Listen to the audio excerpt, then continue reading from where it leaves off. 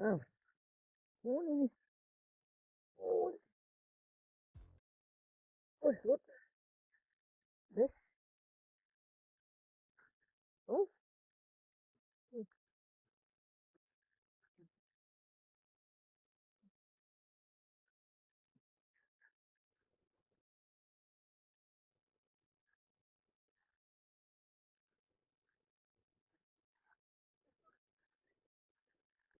โอ้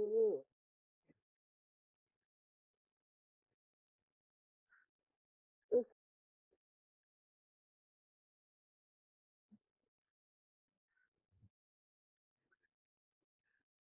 โอ้เฮ้ย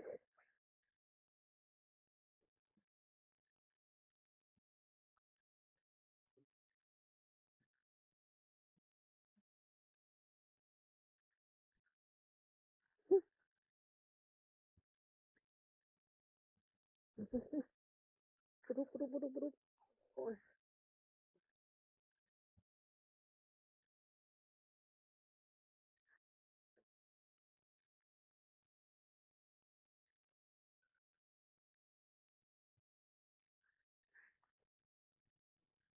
โอ้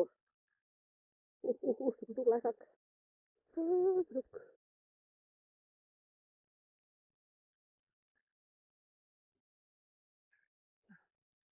เดี๋ยวเอา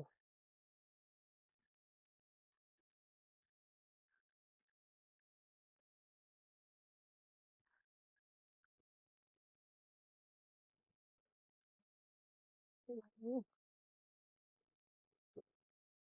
อืมปลาดุกปลาดุกเฮ้ย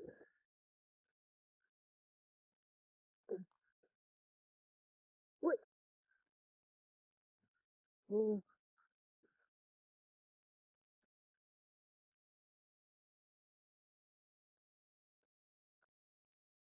อืม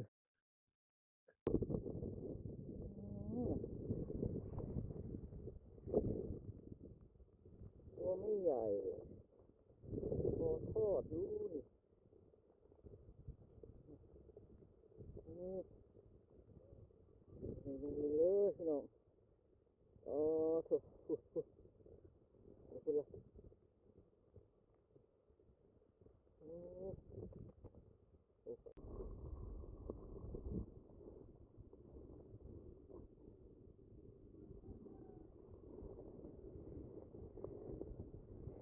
อู้ข้าวล้ม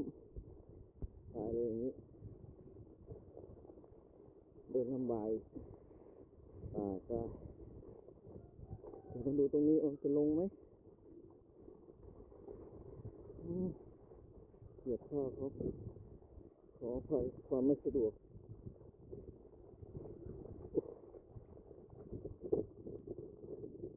หรือเปล่าเนี่ยอุ้ย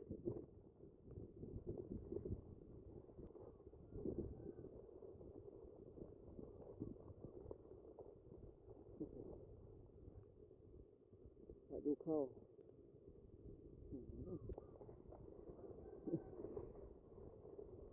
มันจะเกี่ยวได้บ่เนี่ย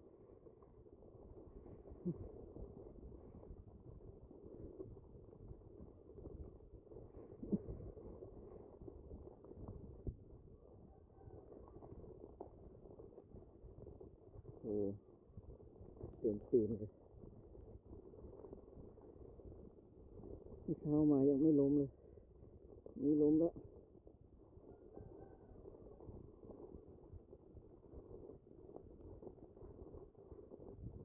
อีกนี้จะลงไหม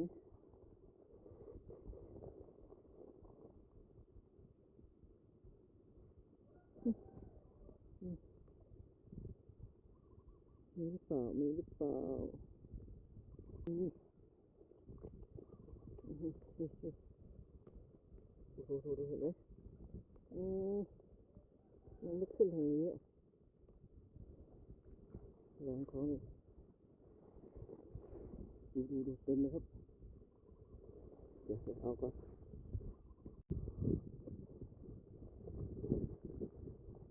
อืมพอสมควร มาอีกแล้วครับโดนมาอีกแล้วเดี๋ยวปลาไปเก็บก่อนเดี๋ยวออกมาอีกรอบทุ่มนาไปก่อนที่ไหนแล้วทีเนี้ย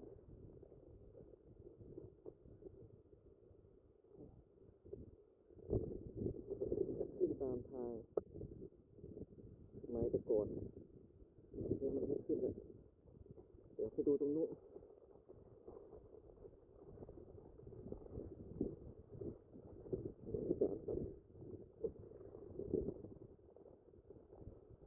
ปลามันตัว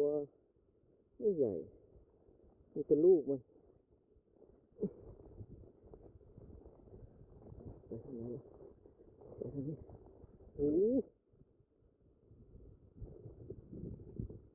นี่นะนี่นะรอมันขึ้นโอ้โหมาไม่ทัน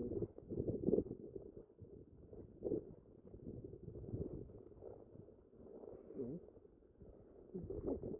ใจมุดหรือว่าไง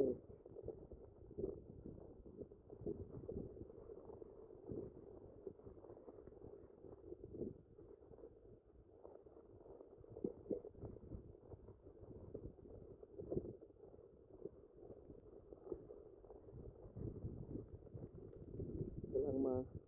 ถ้ามันตกแรงๆกว่านี้มันน่าจะลงเยอะอันนี้มันดิน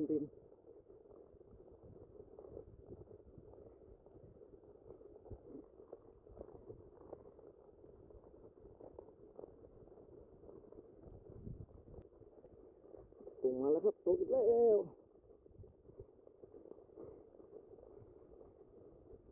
ตกนี้ปลามันขึ้นดี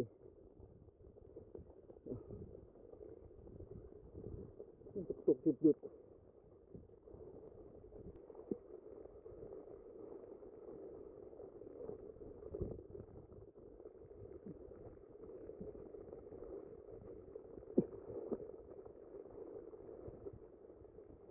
ไปดู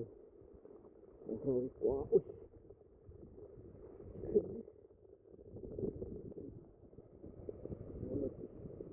ปลามันจะกระโดด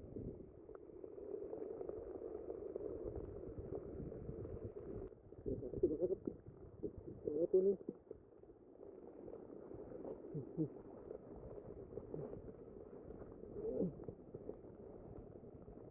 ใหญ่ขึ้นมาแล้ว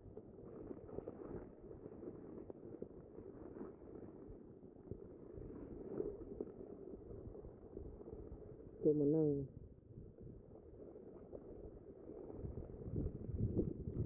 เอาสังเกตมันเอาเวลามันขึ้น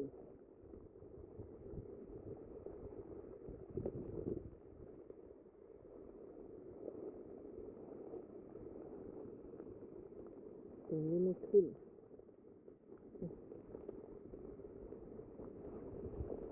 นู้นน่าจะขึ้นเดี๋ยวขึ้นตามนี้รอบนี้ขึ้นไหม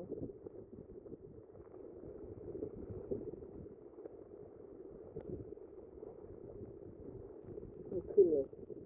ไม่เป็นอะไรตีลังกาลงตัวนึงเดี๋ยวน้อยก็ลงเลยวะขุดหลักกันไว้ตัวนี้หลายตัวอยู่นะนี่สองนี่ปลาปลาช่อนลูกมันจะตัวขนาดนี้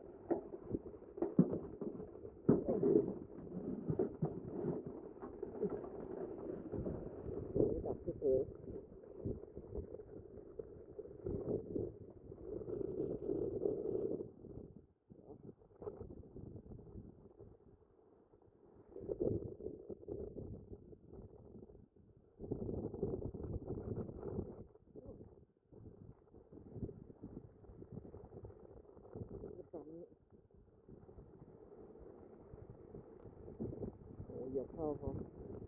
ภาษาแน่แน่ดีกว่า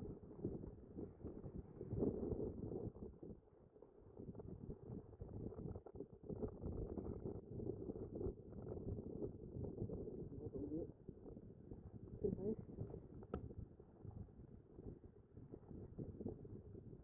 ตัวอย่างมีตัวอย่าง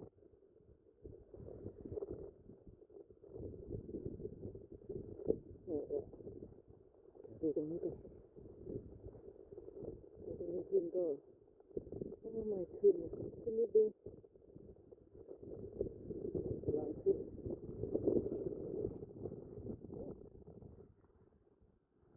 นะครับกำลังขึ้น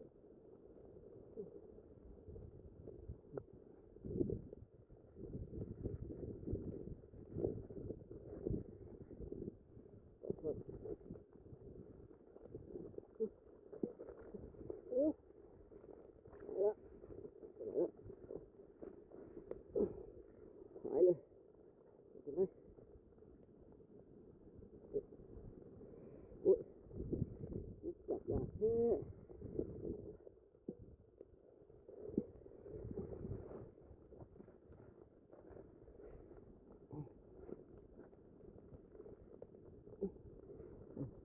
เราจะทอดลอยจะลูกมันเป็นเส้นไปเลย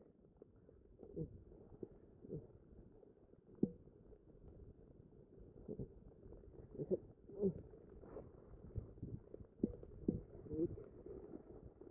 วุ้นมาแล้วเป็นเส้นเลยโอ้โหเยอะมากโอ้โหโอ้โห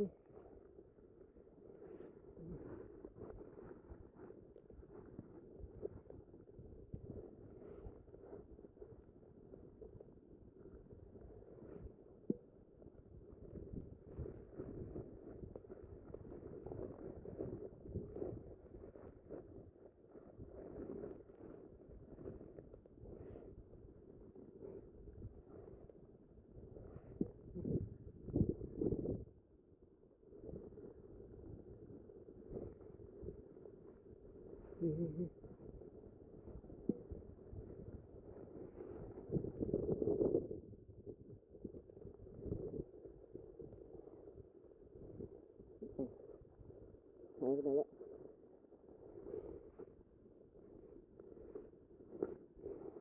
นี่ลงมาแล้วลงมาแล้ว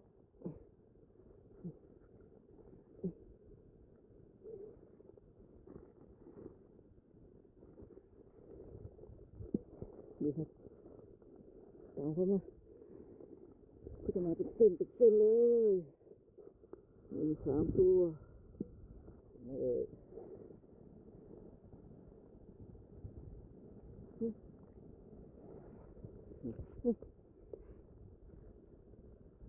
โอ้โอ้โ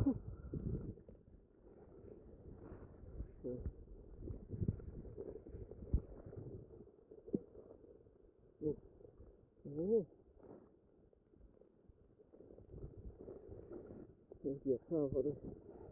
ด่าแน่เลยเป็นไร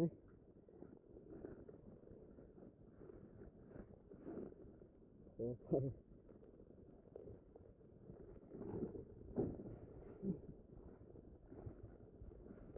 นะครับ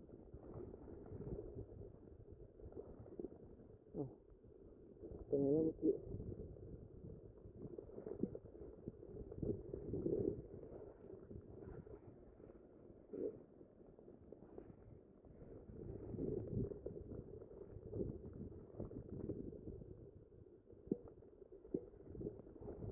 มันจะขึ้นไปข้างบนนะครับขึ้นไม่ได้มันต้องลงมาเหมือนเดิม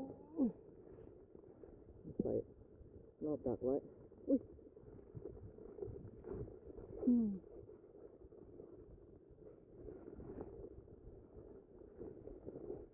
เป็นน้อยก็เอานะเพราะว่ามันเยอะ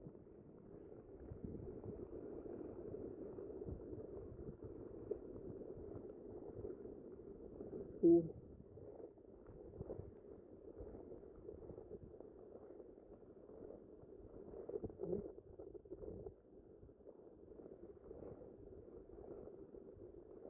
มาเป็นเส้น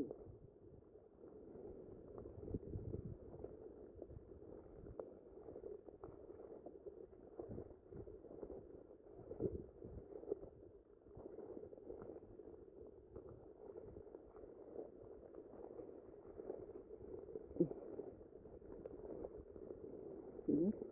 โอ้โหขึ้นครับโอ้โหหลายตัวอยู่หลายตัวดูครับหลายตัว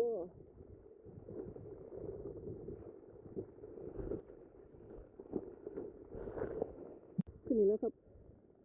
นี่แค่เดียว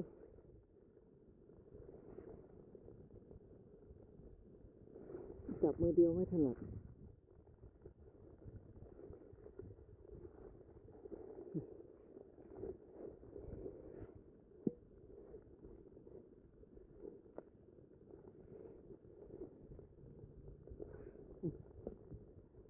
โอ้ย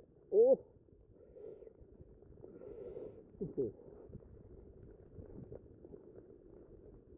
นี่ทอดทอดทั้งตัวเดี๋ยวนะพริกมาแล้วลายไหล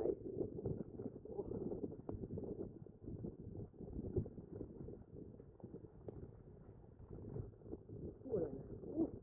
นี่ขึ้นอีกแล้วโอ้โหโอ้โหโอ้โหอันนี้มันไม่ขึ้นเลยนะครับนี่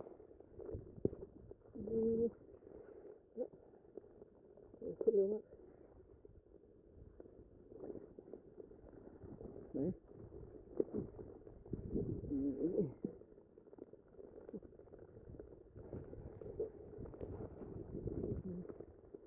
ครับ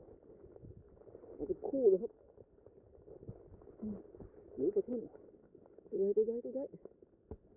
คู่ได้แล้วมั้ง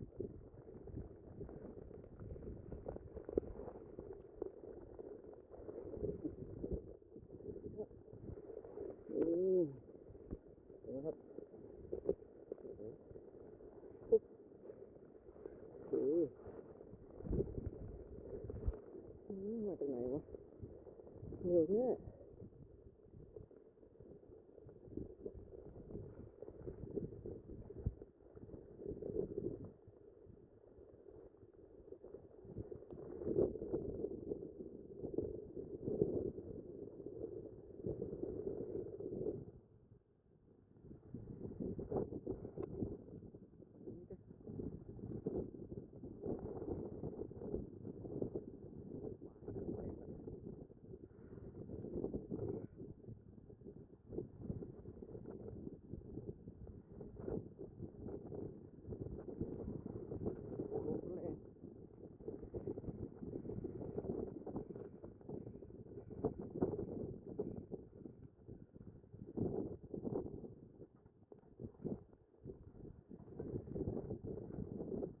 นั่นแหละ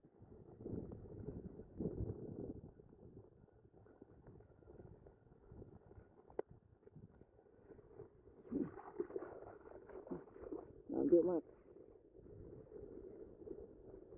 ที่ตายอันนี้ปลาไม่ลงแต่ปูช่างมันเดี๋ยวไปหาปลาดุกข้างบน